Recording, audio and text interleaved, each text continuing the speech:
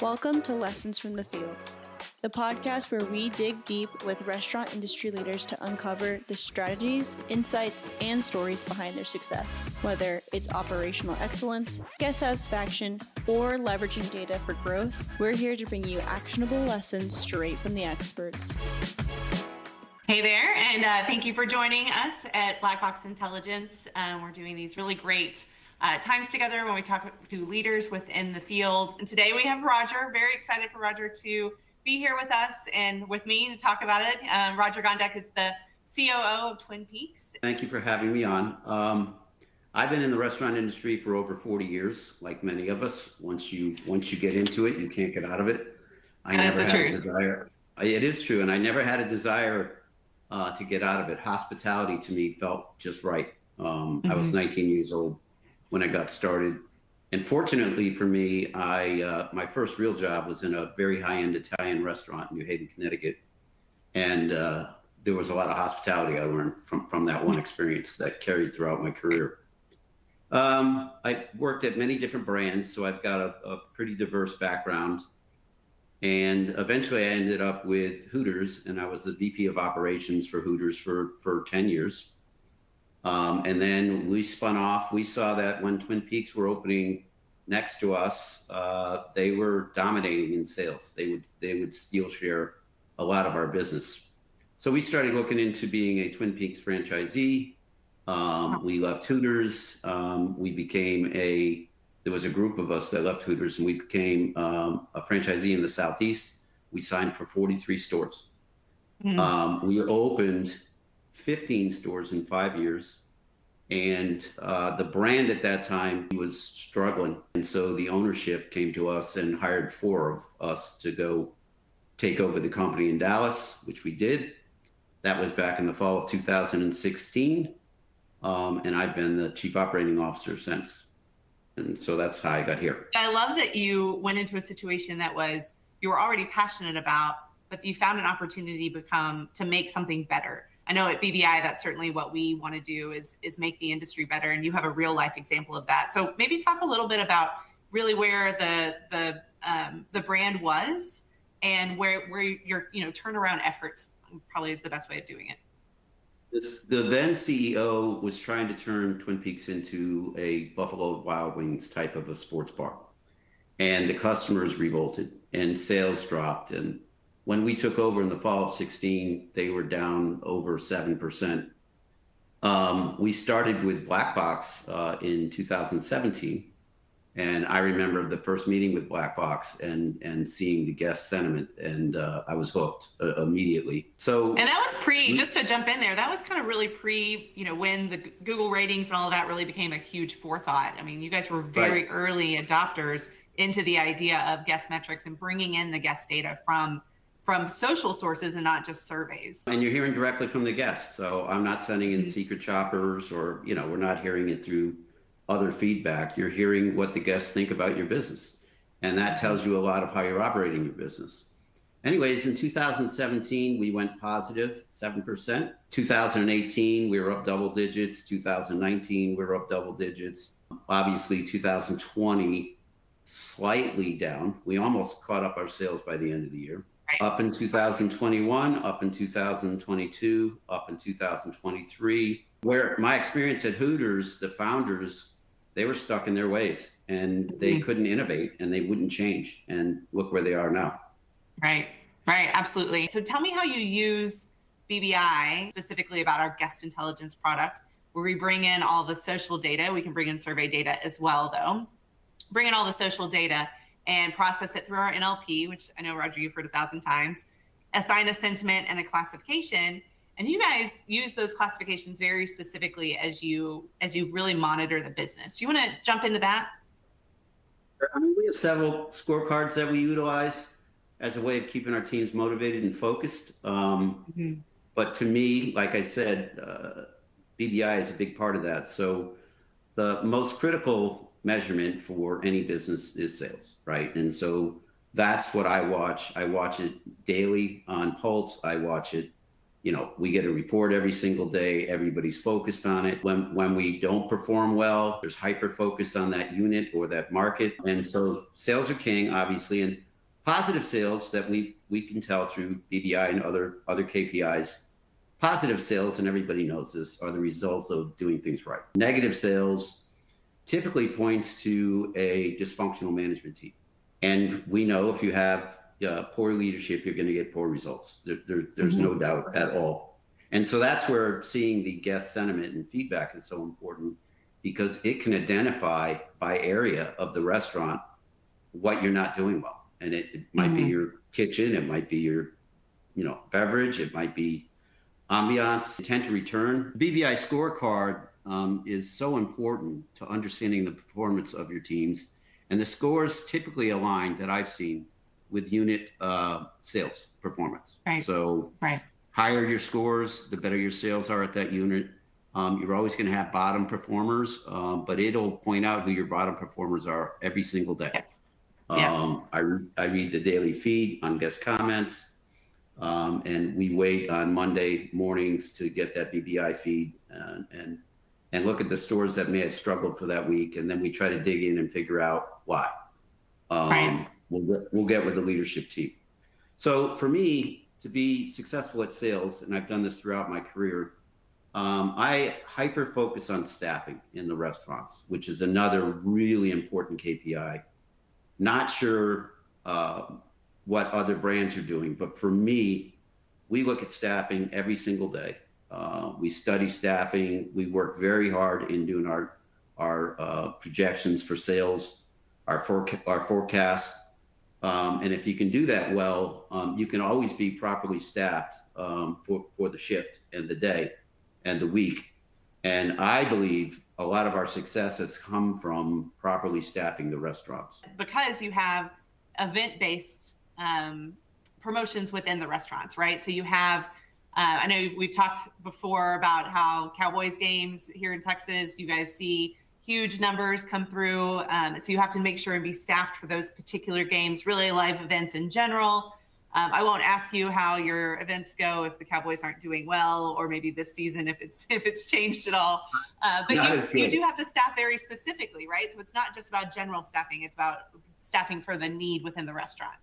I think the philosophy works for everybody, because I think we would all agree when you go out now post-COVID, your worst experiences are because they're understaffed, whether it's in the heart of the house, and anybody in the industry. I can see in pretty quick if they have enough people on the floor or not. I was at a very nice restaurant last Sunday for brunch with some friends, and our waiter, who was super nice, I felt bad for him because he had too many tables. He just couldn't keep up. So it can be very brand damaging not to be ready. But you're right, we're event driven more than other brands. Our biggest events are our pay-per-view boxing matches and pay-per-view UFC fights. And we have an event planner where we staff by position, and it has to be reviewed by the multi-unit leaders. And we make sure that we are properly staffed. So if you come into one of our restaurants during a large event, our expectation is that you'll feel like it's Tuesday lunch. You'll have seamless service. You'll have quick service. The restaurant will be clean. And the only way to do that is to make sure that you're ready for the event and that you have enough people. And coming out of COVID, so many businesses didn't reopen. I was not going to take that. So I overpaid, and I got my restaurants back up and running because I was able to hire. It was, it cost me something up front, but you can't make money when you close. You can't make money when you're closed. So anyways, staffing to me, I think is what had our success from day one when we got here in 16. And especially in my brand, bartenders. We typically have 2 bars in our restaurants. They're full day and night. We have high volume P-mix for liquor and beer. And so bartenders are key. They're just as important or more important than the heart of the house staffing, because we're 45% liquor and 55% bar. So it's a big deal. And when you're properly staffed, tables are gonna get pre-bussed. Beers are gonna come out faster. Restaurant's gonna stay clean, and I can just keep connecting the dots to everything. Absolutely. And we do that in general for you during our quarterly performance reviews, right? Where we marry that financial data and then the guest data, but also with your workforce data for your corporate stores. We're able to show that staffing number and the impact to guest metrics if you are understaffed. This is generally speaking, not necessarily for Twin Peaks, but we do it for Twin Peaks as well. But we're able to show that level. And it's just every time you talked about the top and bottom quartile, it's so interesting where the top performers in sales and traffic will have the lowest turnover, the best staffing numbers, and the highest guest metrics. And then the opposition, right, or that bottom quartile, which to your point, there's always a bottom quartile, is just such a separation in that approach. So it's I love talking about how the data comes together. So thank you for bringing that up. Well, and the other thing too, we're trying to drive check averages. And if you don't have enough people, on, you can't drive a check average because people get frustrated. They get frustrated and cash out and go. Absolutely. So we're able to drive our PPA every single year up, not through menu increases, but because we're staffed well and we get a higher PPA because customers stay longer, have a better time, more repeat business. Right. Again, connecting and it may those not dots. even apply. Yeah, it may not even apply to the actual table term time, right? Like they may stay at an average amount, but during that time period, and I speak from experience, you may be able to get an extra glass of wine out of them or a dessert or whatever because you're on it and you see when there's a need and you're able to come through because you're staffed so well. So I love that approach. And then how do you learn when there's something going on within the restaurant that you need to change, and like what is that process? Dealing with your team members, maybe at the restaurant level or at the brand level? Talk me through kind of learning from the feedback. Well, like I mentioned before, it may point out that you have low food scores. You might be high in other scores, or might point out that you have low beverage scores. So, and service typically is one. If the restaurant isn't operating properly, you'll end up with low service scores. Then you end up with low value scores. I mean, it impacts everything across the board. So it'll point it out, and then as a leadership team, we can then go to that unit and try to focus on where they're not getting it right, where they're failing, and support them in a way that we can get them back on track and get their guest feedback scores back up, positive scores. Yeah.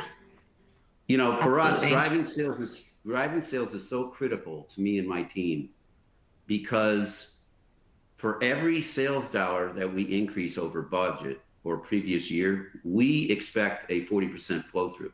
And what that means is 40 cents on every dollar is going to go to the bottom line. And that's why increasing your sales is so critical, because it makes you more profitable. Right. And then, of course, all restaurateurs know that the easiest and best way to increase same-store sales is by increasing frequency with your guests. So if you have a happy guest, they are more likely to come back, right? And you're able to see that in that intent to return number that you mentioned before. Right. Exactly. And so, another KPI that I monitor and my teams monitor are mentions, black box mentions. So you get the 2 reports on Monday. One of those reports are mentions. And my stores are required to have double-digit mentions or more. The more we've learned that the higher the mentions you get, typically the higher your store gets from guest sentiment. Typically your scores go up. And so the other problem with that is if you're not getting a lot of mentions, it means the customers really don't have anything to say about your business. And to me, that's worrisome, that you're either doing, you're not doing anything, you're in the middle, mediocre. Like it's not a bad or a great experience.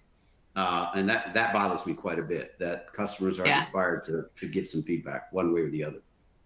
Yeah, that's an excellent point. There's kind of an approach or a thought process right now as the industry is kind of, paying attention to the number of reviews, like you're talking about, mentions or reviews. People are saying, well, it's solicited feedback. You're padding the numbers, which is not true, right? First of all, you want to solicit feedback. We see that as a traffic driver, truly, because Google will then adjust your ranking and your search engine optimization, right? And as people say, restaurants near me, you will come up higher at the more reviews you have and the responding to reviews as well. But the other side of that is it doesn't necessarily mean you're padding the numbers, because you could look at it in a different way. I know you guys also, in our QPRs, will show you the number of reviews per restaurant in a specific category, so that yes, maybe people are really excited about their servers, or they're certainly talking about it, which is what you want to see. But then we can still drill into what is happening in the restaurant that you need help with, and really be able to look at that specifically. So just wanted to pause there, and just, I know that it's kind of a double-edged sword to some people, but all feedback is a gift, right? Every amount of feedback is gift. And so the more feedback you have, the better your gift. You get more reviews on service than anything else. So, which yes. I think is I think that's a great thing. So we do encourage our guests to give us feedback. Right. All of our guests are given cards, little business cards, and they're called Review Us cards. And on the back of the card is a QR code that'll take them to Google. And so we make it seamlessly easy to post a review for our store. And I think that really helps, because they can just click their phone right there, fill out a quick review, and move on. And so we take the hassle out of it. Yes. One way or the other. So we do encourage our guests to post their feedback, and I think that's important. When we look at the BBI, when we look at the scorecard, you know, we were talking about staffing. If you look at your food feedback and the numbers are low, that's related to heart of the house staffing. Typically, it's not the quality of food. They're upset because they're not getting their food in a timely fashion. And or so the that's prep of it, right? So they're maybe built, Right, that's so important to sales. A couple of weeks ago in food, we got a 97% as a brand. 97. That's incredible. Beverage is related to front of the house staffing, and that equates to sales. And we have 97% in beverage. Service. Well, of course you will. You have beer that literally has ice chips in it. Of course you'll have beverage scores. I know it's kind of unfair in a couple of these categories because we do have a way of excelling. Our service, which is related to staffing again, and sales, you know, and is a 95%. Value, which is related to our promo papers, our steps of service. We have 70%, which sounds low, but when we look at the BBI value scores, we're typically higher than other brands. We don't get a lot of value mentions, period. So I think that's a good thing. And then ambiance, which is, you know, the restaurant's cleanliness, TV, sound, lighting, et cetera. We had 91%, and intent to return, which is the most important one for us. We had 95%. So yeah, you guys, we always love seeing your scores come in. You have incredible scores, and I love even more that you incentivize your management team to have high scores. Maybe not in all those categories you just mentioned, but through the brand scorecard that you have BBI data on there. So can you speak a little bit about you know, how you monitor and incentivize and get your GMs involved, and or really management staff in a restaurant level, right? Well, to keep the teams focused at the unit level, our secret shopper has a question in there that if they were asked to do a review, and it's weighted pretty heavy, so we can keep focused on giving a Review Us card to every guest that we service. And like you said, any feedback is good feedback, one way or the other. So get the feedback. As far as motivating our management teams, as part of our compensation plan, we have a biannual payout for BBI service and intent to return, where the GM can earn $4,000 a year. The AGM or KM can earn $1,500 a year, and the assistant manager $1,000 a year. So we try to keep all the teams focused on how important it is to keep our scores up there. And like you said, if you have good ratings, you're going to get more business. And they say, and I after we spoke last, I looked this up. 88% of customers read Google reviews to determine the status and quality of a local business before engaging with them. This highlights the importance of influencing purchasing decisions.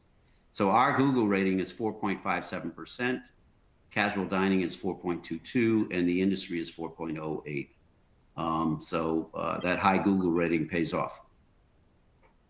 Yep, absolutely. And I know that in our state of the industry data, and I actually just had a conversation with Philip May, our senior analyst, about how if you can increase your Google scores, or that you're able to see a true top dollar increase in same store sales, and you're able to see, annually, I think I have to remember this correctly, but I think it's somewhere in the ballpark of $75,000 per unit.